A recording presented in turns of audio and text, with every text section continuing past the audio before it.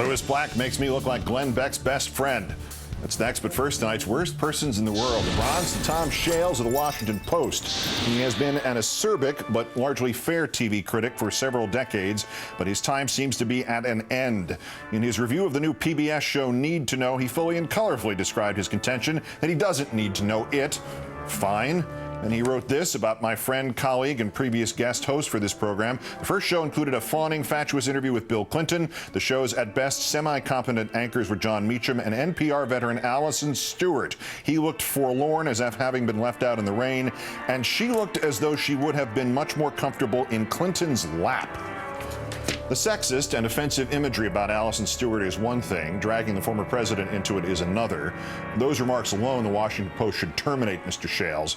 But dismiss it for a moment and consider if Mr. Shales had just substituted some less offensive analogy addressing Allison's journalistic ethics.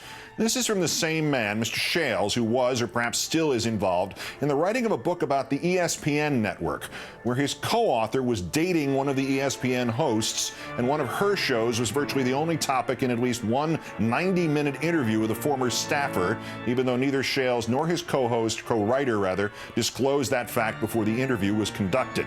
Mr. Shales is not qualified to be lecturing anybody on journalistic integrity anymore. Our runner-ups, the crack road sign team of Sparks, Nevada. According to local TV station KOLO, 2 signs have been placed along Avista Boulevard there, telling drivers to yield to bike traffic. Unfortunately, on each of them, the word is misspelled. Y-E-I-L-D.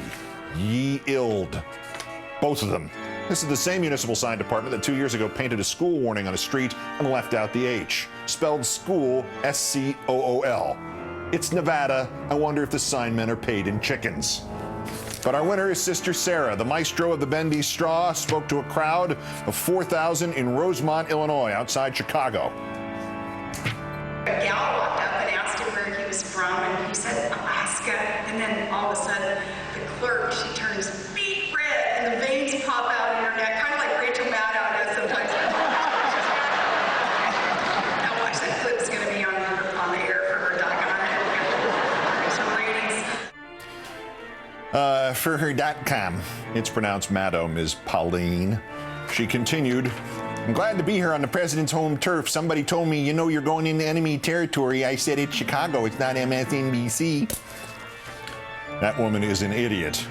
And the event at which that idiot spoke was sponsored by an Illinois firm that specializes in battery-operated backup sump pumps.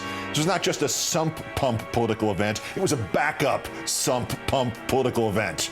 Moreover, to put it plainly, and this is a matter of record, that woman does not have the courage, personal or political, to appear on MSNBC, not without an army with her, and I mean that literally. The half-governor of Alaska now celebrating 2 years without holding an actual news conference nor having the guts to be interviewed on a network like this one. But the toast of America's backup sump pump political circuit. Today's worst person in the world.